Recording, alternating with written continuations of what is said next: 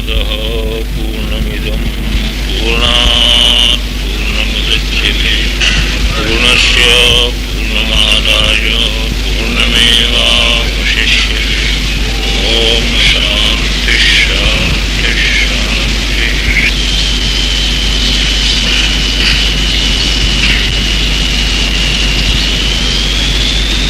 इस स्पंद कारिका की परंपरा पहले समझ के रखनी चाहिए।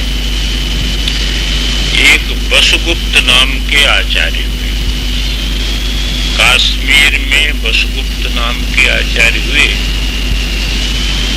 उनको स्वप्नादेश हुआ। शिवावतार जो श्रीकंठ है वो स्वप्न में उनको आदेश हुआ और उस आदेश के अनुसार वो यहाँ एक पर्वत है, वहां पर ही कश्मीर में एक पर्वत है जिसका नाम है महादेवगिरी। उस महादेव पर्वत पर वो गए और वहां पर शिला के ऊपर 77 सूत्रों को उन्होंने देखा लिखा हुआ। एक शिला थी, उस शिला के ऊपर सूत्र लिखे हुए थे। तो सूत्र लिखे हुए थे तो उन सूत्रों का उन्होंने जो है वहां से ग्रहण किया। ये जो 77 सूत्र उनको प्राप्त हुए वहां से। अब कथानक में कई प्रकार की बातें आती हैं कि नंदकेश्वर जो है उसको मिटाने लगे, पर उन्होंने जो है अपने भक्ति के आधार पर नंदकेश्वर को प्रसन्न करके उन सूत्रों को ग्रहण कर लिया। तो 77 सूत्र मिले। उन 77 सूत्रों का नाम ही है शिव सूत्र। ये श्रीकंठ भगवान से और किसको प्राप्त हुए? वसुगुप्त।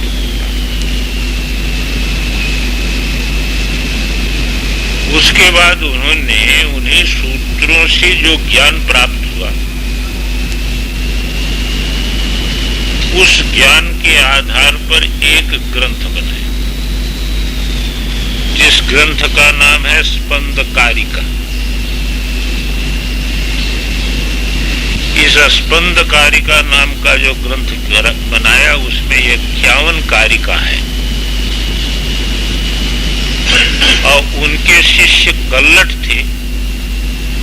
वो कल्लट ने स्कंद कारिका के ऊपर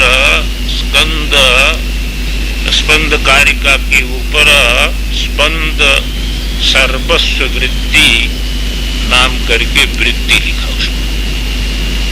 तो कल्लटाचार्य जो है इनकी वृत्ति है। इसी वृत्ति के आधार पर इसका अध्ययन कराते हैं। वैसे तो बाद में और भी जो है इसकी टीकाएं हुई हैं और वृत्तियां हुई हैं, पर इसी वृत्ति के आधार पर प्राय करके इसको अध्यापन में जाता है। तो इस दर्शन का नाम त्रिक दर्शन है, क्योंकि मूल में इसमें 3 तत्वों पर विशेष है। एक तो पति, एक पाश, एक पशु। महादेव ये पति है, पशुपति इसीलिए उनका नाम है। जीव ये पशु है और माया रूपी पाश से ये बंधा हुआ है। इसी का विस्तार सारा का सारा जितने तत्वों में है इसी का विस्तार है। इसलिए इसका नाम त्रिक शास्त्र भी इसको कहते हैं, त्रिक शास्त्र। अब वसुगुप्त के एक पुत्र थे सोमानाथ। सोमानाथ ने एक शिव दृष्टि नाम का ग्रंथ लिखा। वसुगुप्त के पुत्र एक शिष्य थे, एक तो कल्लट शिष्य है और एक शिष्य उनके हैं सोमानाथ। वो सोमानाथ ने शिव दृष्टि नाम का ग्रंथ लिखा। उसी शिव दृष्टि नाम के ग्रंथ के आधार पर ये प्रत्यभिज्ञा दर्शन जो है, प्रत्यभिज्ञा दर्शन करके जो प्रसिद्ध है, वो लोग प्रत्यभिज्ञा मानते हैं कि स्वरूप तो है ही है इसके पास, पर उसकी पहचान नहीं है, स्वरूप की पहचान नहीं है। पहचान हो जाने से ही जो है यह मुक्त हो जाता है। जब तक उसको अपने स्वस्वरूप की पहचान नहीं होती है तब तक ये बंधन में रहता है, और स्वरूप की पहचान होने से मुक्त हो जाता है। तो शिव दृष्टि में प्रत्यभिज्ञा दर्शन का मूल जो है शिव दृष्टि है। और सोमानाथ के एक शिष्य हुए उत्पल देव, सोमानाथ के शिष्य हुए उत्पल देव। उत्पल देव ने ईश्वर प्रत्यभिज्ञा नाम के का ग्रंथ लिया, ईश्वर प्रत्यभिज्ञा दर्शन। वो कश्मीर के जो है शास्त्रों में बड़ा महत्वपूर्ण है। उसी को आधार बना करके, शिव दृष्टि को आधार बना करके उन्होंने ईश्वर प्रत्यभिज्ञा दर्शन लिखा, जिसका कि अभिनव गुप्त ने उस पर एक टीका लिखी जिसका नाम हुआ ईश्वर प्रत्यभिज्ञा विमर्शिनी। इसका मतलब यह है कि अभिनव गुप्त से पहले ये लोग जो है जितने हुए, ये अभिनव गुप्त से पहले हुए, अभिनव गुप्त बाद में हुए। अभिनव गुप्त का काल जो है मानते हैं 975 से 1000 के बीच में मानते हैं। इसमें 975 से 1000 के बीच में अभिनव गुप्त का काल मानते हैं। और कल्लट का काल मानते हैं 855 के लगभग। तो वही 8 से 9वीं शताब्दी में जो है वह ये वसुगुप्त हुए, ऐसा आधुनिक इतिहासकारों के मत से इस प्रकार का काश्मीर, ये काश्मीरी शैव दर्शन है, काश्मीर से निकला। और वो पर्वत भी काश्मीर में भी है, जिसमें शिव सूत्रों के जो सूत्र मिले हैं 77, वो भी महादेव गिरी में ही मिले हैं। ये काश्मीर से इसकी परंपरा है। तो इसमें एक ही दर्शन, त्रिक दर्शन, वही त्रिक दर्शन जो है वह फिर स्पंदकारी का स्पंद दर्शन हो गया, और वही शिव दृष्टि में प्रत्यभिज्ञा दर्शन हो गया। तो ये सब एक ही परंपरा के दर्शन है, इसमें किसी प्रकार का भेद नहीं है, मूल तत्व में किसी प्रकार का भेद नहीं है। ये तो हो गई इसकी परंपरा। और प्रथम जो है क्या है कि यह स्तुति। एक चीज ध्यान देना चाहिए, इस दर्शन में मूल में यही मानते हैं कि ये जो विश्व है, जैसे क्या है कि एक प्रकाश है, तो प्रकाश हम देखते हैं, जगत में प्रकाश देखते हैं, प्रकाश का स्वरूप देख रहे हैं। इसी प्रकाश के आधार पर आप व्यापक प्रकाश की भी कल्पना कर सकते हैं। अब व्यापक प्रकाश की कल्पना आप यदि करें तो अब उसको पूरे आकाश को प्रकाश शक्ति से व्याप्त करें, और फिर उस व्यापक प्रकाश को निष्पन्द व्यापक प्रकाश की कल्पना करें। ऐसा एक बुद्धि में बैठाए हैं कि एक व्यापक प्रकाश है सर्वत्र, और वह निष्पन्द है, उसमें किसी प्रकार की स्पंदन है। और इसलिए निष्पन्द रहेगा तभी नित्य रहेगा वो प्रकाश। स्पंदित हो जाएगा तो वह उसमें जो है वह दोष आएगा। पहले अभी आप इसको आधार सुनिए, एक ऐसी कल्पना। अब उस प्रकाश को चैतन्य व्याप्त कर, चैतन्य प्रकाश करके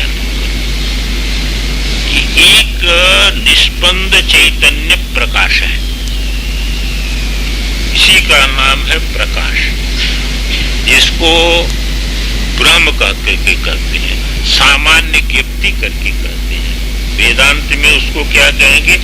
ब्रह्म तत्व, यानी सामान्य जो है ज्ञप्ति तत्व। ज्ञान वहां पर विशिष्ट ज्ञान नहीं है। बैठो, इधर बैठो, नहीं है इसमें विशिष्ट ज्ञान नहीं है। जैसे अभी हम लोगों को जो ज्ञान हो रहा है, ये ज्ञान कैसा है? विशिष्ट ज्ञान। पर ये विशिष्ट ज्ञान का आधारभूत जो ज्ञान है वो विशिष्ट नहीं है। जैसे एक शांत समुद्र और उसमें लहर है, तो लहर के समान ये विशिष्ट ज्ञान है। और ये विशिष्ट ज्ञान सामान्य ज्ञान से पृथक नहीं है।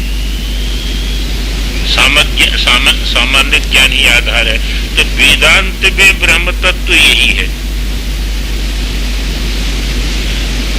अब वेदांत में सृष्टि को समझाने के लिए माया शक्ति की कल्पना करनी पड़ती है कि सो अकाम है तो तब तक बन नहीं सकता है जब तक उसमें कोई शक्ति की कल्पना मत करो। वेदांत शक्ति की कल्पना करता है और कल्पना करके उसको सत्ता से पृथक उसका अस्तित्व स्वीकार नहीं। इन लोगों की क्या प्रक्रिया है? वो जो प्रकाशात्मक तत्व है, वो जो है प्रकाशात्मक जो ब्रह्म तत्व है, उसमें अविनाभूत एक विमर्श शक्ति है। जैसे विमर्श शक्ति को समझने के लिए आप समझें कि ये जो प्रकाश है ये प्रकाशित तो करता है पर इसमें विमर्श नहीं है, ज्ञान नहीं। दर्पण जो है प्रतिफलित अपने में तो कर लेगा, पर वो दर्पण न उसको प्रकाशित करेगा, न उसको जानेगा, न स्व को जानेगा। लेकिन आप अपने अंदर अनुभव करके देखिए कि एक छोटा सा भी संकल्प आपके अंदर उद्भूत होता है तो झट क्या हो जाता है? प्रकाशित हो जाता है। अब वो जो संकल्प उद्भूत होता है तो वो उसमें बाहर कुछ नहीं है, वो आपका तद्रूप हुआ।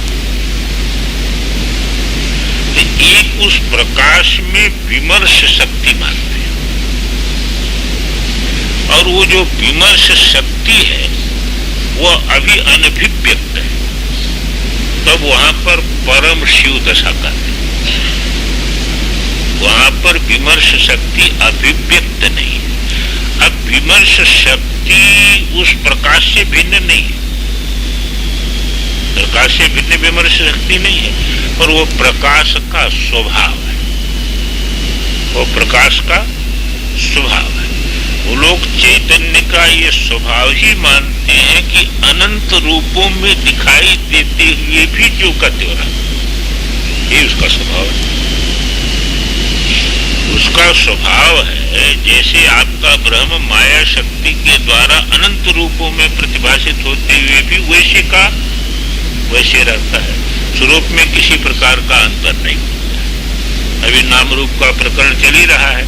पूरा प्रयास करके भाष्यकार भगवान ने बताया कि नाम रूप की पृथक सत्ता नहीं है। इसी प्रकार ये लोग ऐसा मानते हैं कि नित्य प्रकाश जो है वो विमर्श रूप है, उसमें विमर्श शक्ति है। प्रकाश प्रधान जब हम विवेचन करते हैं तब क्या होता है? तब वो विश्वोत्तीर्ण दिखाई देता है।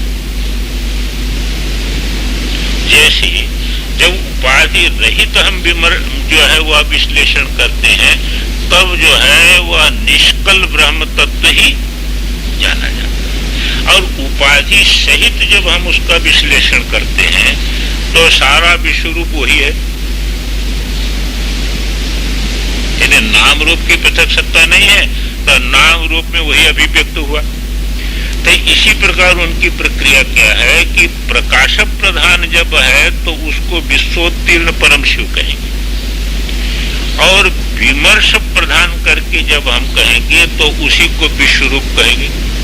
ये सारा विश्व उसी का रूप है, क्योंकि सारा विश्व उसका विमर्श है, सारा विश्व उसका विमर्श है।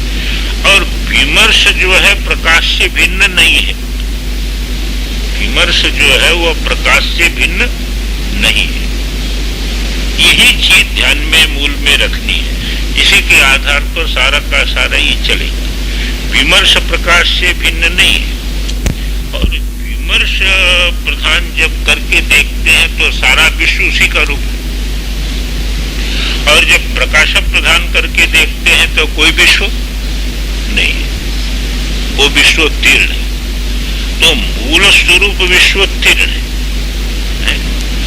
और जब जो है वह विमर्श प्रधान देखते हैं तो सारा विश्व, ये 36 तत्व जो है शिव से लेकर के पृथ्वी पर्यंत 36 तत्व जो है ये विमर्श रूप है, ये विमर्श में दिखाई देते। पर विमर्श हमेशा प्रकाश विश्रांत है, विमर्श पृथक नहीं है, वह प्रकाश विश्रांत है। तो इसलिए जितना भी विमर्श होगा, जैसे वेदांत में प्रत्येक जो घटपट इत्यादि पहाड़ पंचभूतात्मक जितनी सत्ता है वो मूल सत्ता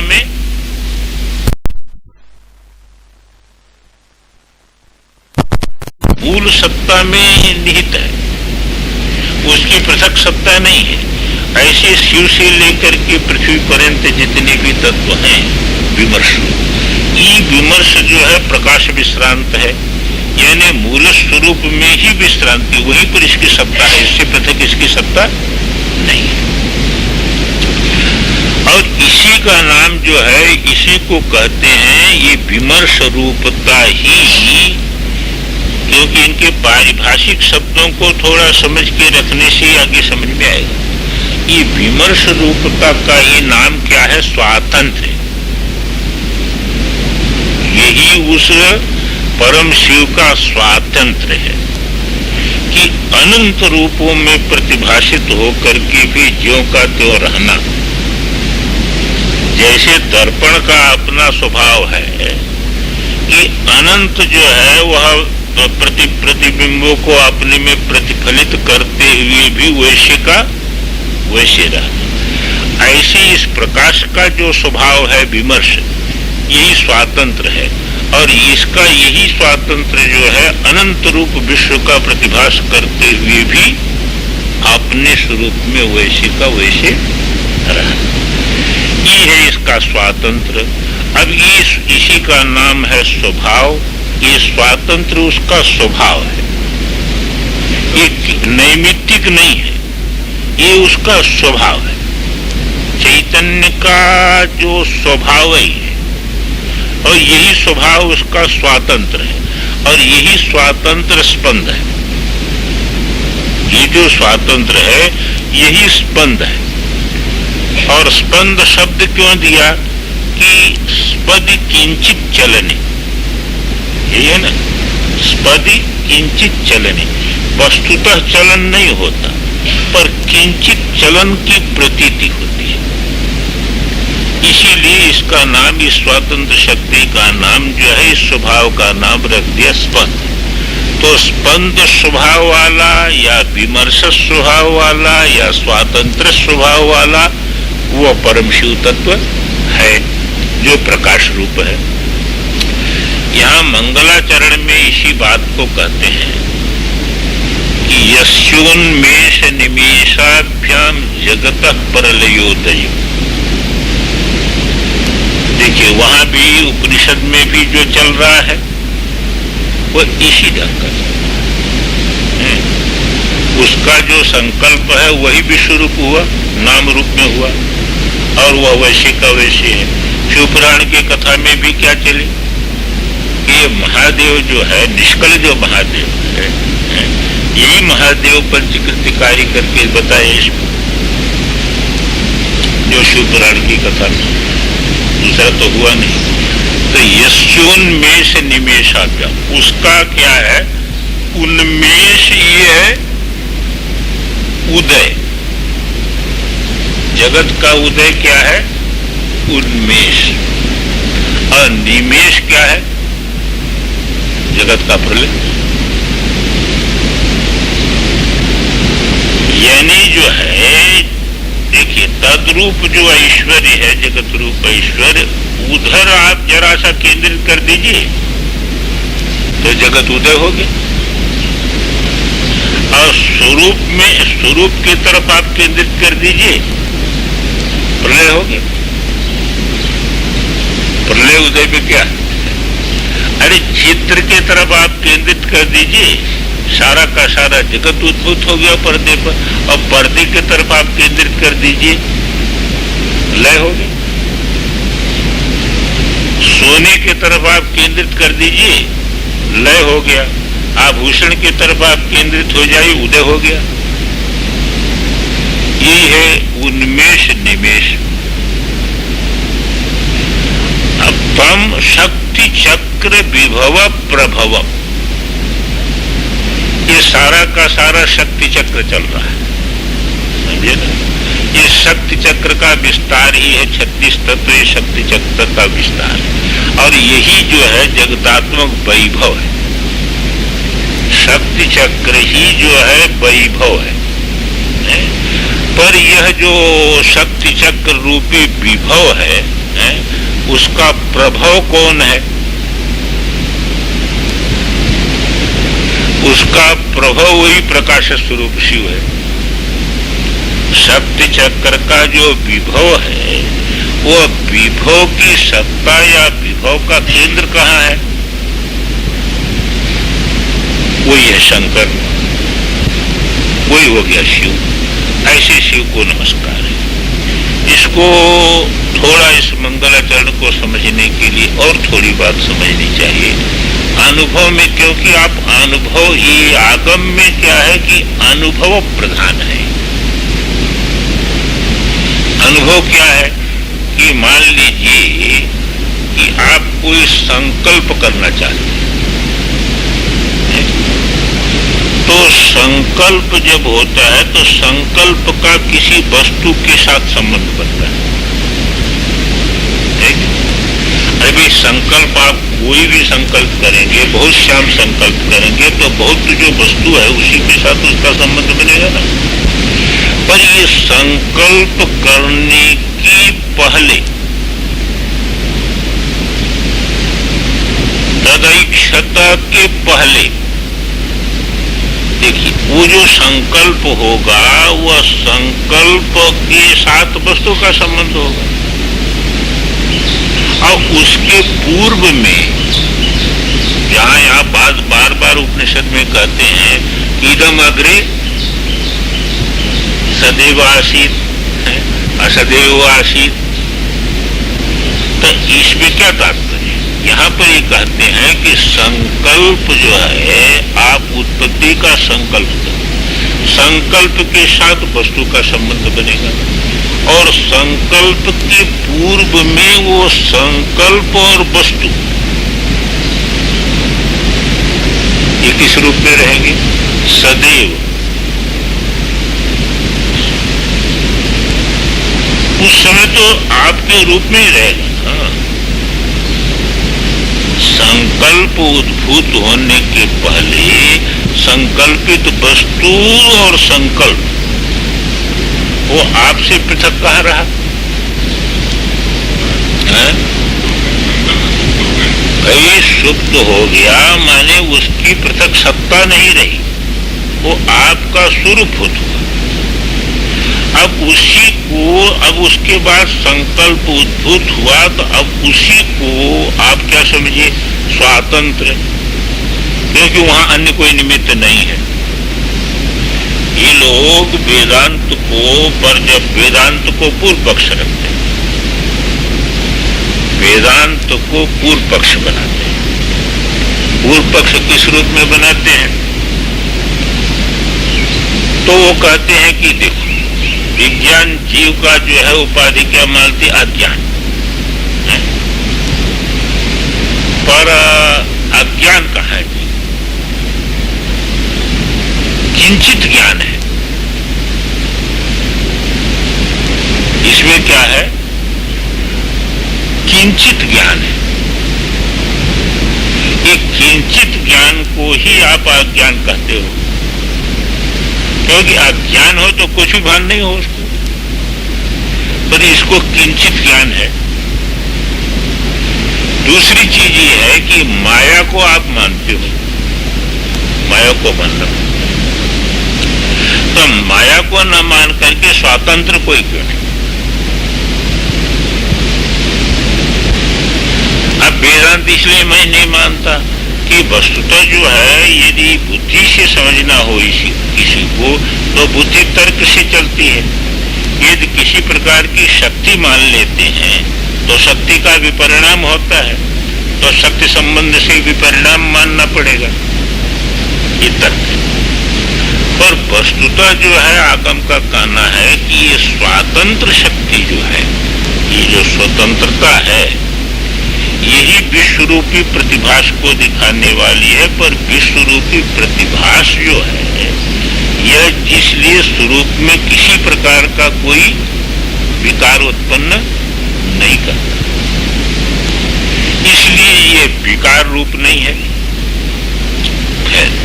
या तो समझना ये है कि अनुभव में बैठाइए, संकल्प के साथ वस्तु का संबंध, संकल्प उद्भूत होने के पहले वस्तु और संकल्प ये दोनों आपका स्वरूप भूत बन करके है कि नहीं, और आप में सामर्थ्य है तभी संकल्प उद्भूत हुआ। आपके किसी सामर्थ्य से ही संकल्प उत्पन्न हुआ। अब जीव में तो निमित्त हम मान लेते हैं, जीव में निमित्त मान लेते हैं, पर मूल में इस प्रकार का निमित्त कोई नहीं मिलेगा जो जीव में है। वो अलग चीज है सब। अभी यहाँ पर संकल्प का मूल समझिए। वहां तो आपको हमने समझा दिया कि वहां पर संकल्प ये है कि जो वासना मूलक शोभन बुद्धि रूप संकल्प वही कामना का हेतु बनता है। इनकी प्रक्रिया पहले समझने का प्रयास करिए कि ये अनुभव में ले आइए कि जीव में तो उस संकल्प के लिए आप निमित्त खोज सकते, मूल में कोई निमित्त आप नहीं ले सकते, तो वहां स्वातंत्र है। अब इसी के समाधान के लिए वेदांत को क्या करना पड़ता है, जीवों का अदृष्ट निमित्त बनाना पड़ता है, जीवों का अदृष्ट। और वहां पर यदि प्रश्न कर दे कि पहले क्या होगा, तो जो जगत को अनादि मानने बिना कोई चारा नहीं है। पहले कोई जीव उत्पन्न हुआ ये मानने से काम नहीं चलेगा। इनका कहना है कि वो स्वातंत्र शक्ति ही इतने रूपों में प्रतिभाषित हो रही है और वह शिव ही है। इसलिए आप आज जो है मुक्त होने का संकल्प करते हैं तो कोई रोक नहीं सकता, आप मुक्त होने में कोई रोक नहीं। जैसे ये सृष्टि बनाने में जो है संकल्प ही आपका स्वातंत्र है, आपका भी स्वातंत्र आज भी नहीं गया है, पर वो स्वातंत्र भूल गया है, खाली इतने भूल जाता है, स्वातंत्र विस्मृत हो गया है। इसी को आणोमल मानते हैं। स्वातंत्र हानिर्बोधस्य स्वातंत्रस्याप्यबोधता। इसी को गोस्वामी जी कहते हैं कि बधो कीर मरकट की, कीर में उड़ने की स्वातंत्र है कि नहीं है? जब कीर में उड़ने का स्वातंत्र है तो कीर क्यों पकड़े हुए टेटे कर रहा है? अरे भाई, उसमें उड़ने के स्वतंत्र है कि नहीं? वो स्वातंत्र कहीं गया है क्या? वो स्वातंत्र गया नहीं है उसका, पर स्वातंत्र गया नहीं है, पर वो स्वातंत्र की विस्मृति, इसलिए वो पकड़े हुए उसको है। और ऐसा जब स्वातंत्र की विस्मृति हो गई तब वो सोचता है कि मैं छोड़ूंगा तो गिर जाऊंगा। लेकिन जिस समय वो सोचता है कि मैं छोड़ूंगा इसको गिर जाऊंगा, उस समय भी उड़ने का स्वातंत्र उसमें है।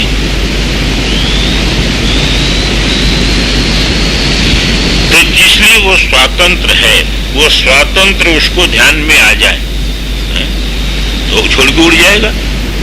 उसको कौन बांध सकता है? उसको कोई बांध करके तो रखा नहीं, बांध नहीं सकता है। इसी प्रकार ये मुक्त होने का इसमें अंदर से मुक्त होने का इसको संकल्प उद्भूत हो जाए तो छोड़ने में क्या है, वो तो छूटे हुआ है सब। पर ये इसके अंदर मुक्त होने का संकल्प उद्भूत नहीं होता है, इतने बात है। तो यहाँ पर ये दिखा दिया कि ये जो शिवावस्था है ना, ये शिवावस्था जो है यहाँ किसी प्रकार का आभास जगताभास नहीं है, और उसी पर सारा का सारा जगत चित्र के समान प्रतिभाषित होता है, सदाशिव से लेकर के जो है यहाँ पर्यंत। तो जो उपनिषद में है वही में समझिए कि जो है जो शंकर है उनकी इच्छा से ही विश्व का उन्मीलन है, और जो स्वभाव में जो है निमीलन माने जब स्वभाव परक हो गया तो विश्व का संहार है। आपके जो है बाह्य दृष्टि में ही जगत है, और आप अंतर्मुख हो जाइए तो कोई मूदहु आँखी कतहु को नहीं। आप नेत्र को जो है बहिर्भूत करते हैं तो जगत है, आप अंतर्मुख हो जाते हैं, स्वरूपस्थ हो जाते हैं तो कहाँ जगत है, इसमें जगत नहीं है। तो इसको टीकाकार लिखते हैं, देखिए, अनेन स्वस्वभावस्यैव शिवात्मकस्य। स्वस्वभाव कैसा है? शिवात्मक है। आपका जो स्वभाव है वो शिव रूप है। तो स्वस्वभाव शिवात्मकस्य संकल्प मात्रेण जगत उत्पत्ति संहार योग कारणत्व है। केवल संकल्प मात्र से जगत की उत्पत्ति हुई, और उसी से ही संकल्प को अंतर किया तो जगत का संहार हो गया है। इसी से कारणत्व बना। विज्ञान देहात्मक शक्ति चक्र ऐश्वर्य से उत्पत्ति हेतुत्वम। अब विज्ञान देह जो है, अब ये शक्ति चक्र ऐश्वर्य की उत्पत्ति का हेतु यही है। आपको जो शक्ति चक्र का ऐश्वर्य है क्यों नहीं उत्पन्न हो रहा है? आपकी शक्ति ही सारा का सारा जगत है। जैसे आप देखिए स्वप्न में जितना भी दिखाई दे रहा है वो सारा का सारा क्या है? आपका संकल्प, कि उससे अतिरिक्त तो कोई है। पर आपको वैभव करके क्यों नहीं मालूम हो रहा है? भाई आपको वैभव करके क्यों नहीं मालूम हो रहा है? जब आपका संकल्प मात्र है तो स्वप्न का सारा जगत आपका वैभव हुआ। तो वैभव मेरा है, देखो मैं इतने रूपों में जो है वह प्रतिभाषित हो रहा हूँ, और मैंने उसमें एक अपना भी रूप बना करके खड़ा किया है। ऐसा जो आपका वैभव है वो वैभव आपको प्रतीत नहीं होता है, लेकिन है आपका ही वैभव। आगम की दृष्टि सोचने का प्रयास करिए, वो कहते हैं आपका ही वैभव, लेकिन आपको अपने वैभव की प्रतीति नहीं हो रही है। मेरा वैभव है इस रूप में प्रतीति नहीं हो रही है। इतने दोष है और तो कोई नहीं है। लेकिन जिस समय आपको प्रतीति नहीं हो रही है उस समय भी है आपका ही वैभव, इसमें तो किसी प्रकार का संशय नहीं। इसी प्रकार ये सारा का सारा जो जगत है ये है आपका वैभव, आपका संकल्पात्मक वैभव है। आपके संकल्प से ये उद्भूत है, इसलिए आपका संकल्पात्मक वैभव है। और वो वैभव को आपको प्रतीति नहीं हो रही है कि मेरा वैभव है। और जब आप अपने शिव स्वभाव में जगेंगे ना, नमस्कार के द्वारा जब आप शिव स्वभाव में जगेंगे, जब आप अपनी सीमित अहंता को शिव में अर्पित कर देंगे, तो शिव स्वभाव में जब जगेंगे तो दो जगत जैसे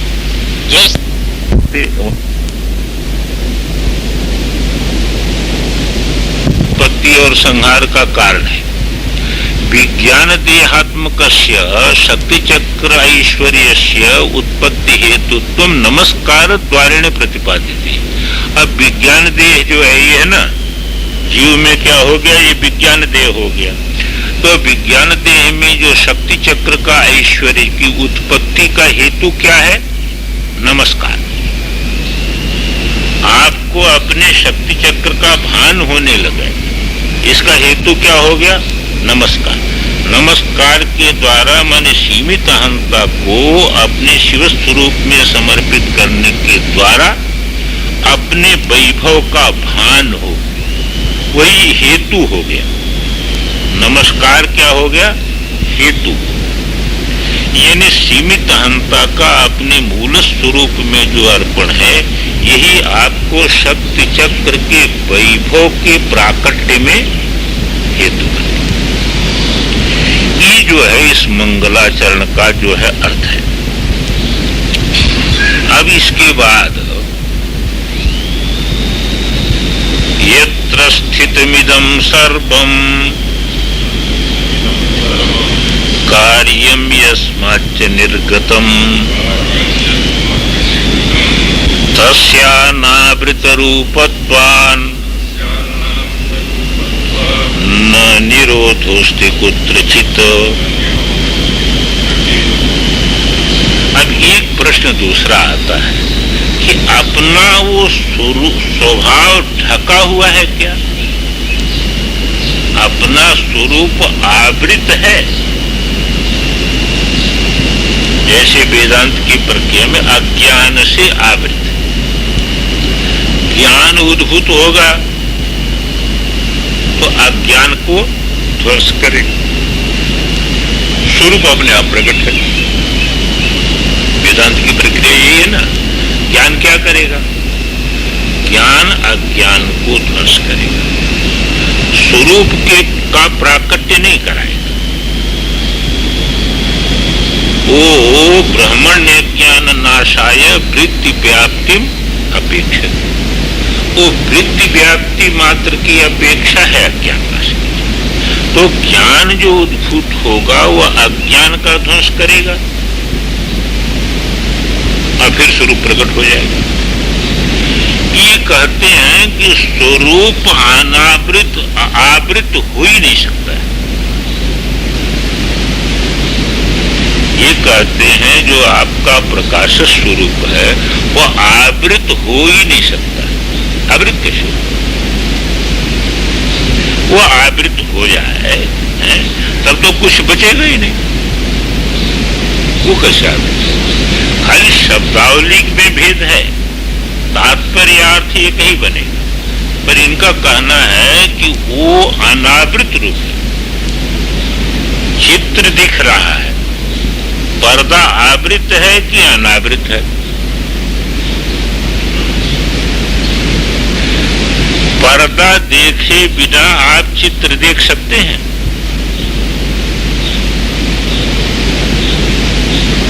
पर्दा देखे बिना आप चित्र देख सकते हैं? इसीलिए इस दर्शन का आगे प्रतिभिज्ञा दर्शन जो हुआ, प्रतिभिज्ञा दर्शन इसी परंपरा में यह स्पंद कारिका है। अब आगे शिव दृष्टि में प्रतिभिज्ञा दर्शन का मूल आ जाएगा। फिर ईश्वर प्रतिभिज्ञा दर्शन जो है आया, फिर उस पर अभिनव गुप्त ने ईश्वर प्रतिभिज्ञा दर्शन विमर्श ने लिखा। तो इनका कहता है कि स्वरूप आवृत हो नहीं सकता, क्योंकि स्वरूप यदि आवृत हो जाए तब तो कुछ रहेगा ही नहीं। आप स्वर्ण देखे बिना आभूषण कैसे देख सकते? आप जो है पर्दा देखे बिना जो है आप चित्र कैसे देख सकते? आप जो है शिव का दर्शन किए बिना जगत कैसे देख सकते? शिव स्वरूप का दर्शन किए बिना आप जगत दर्शन नहीं कर सकते। इसलिए वो जो है अनावृत रूप है, इसलिए कहीं से भी आपके शिव स्वरूप का निरोध नहीं है।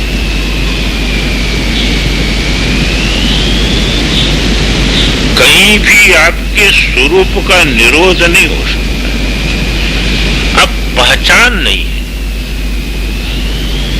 पहचान मैं यही हूं, ये पहचान नहीं है, बस इतना है, यही आवरण है। स्वरूप आवरण नहीं, बुद्धि में आवरण का कहना है कि स्वरूप में आवरण नहीं हो सकता, बुद्धि में आवरण है, क्योंकि पहचान नहीं हो रही है। मैं यही हूं, ये पहचान नहीं हो रही।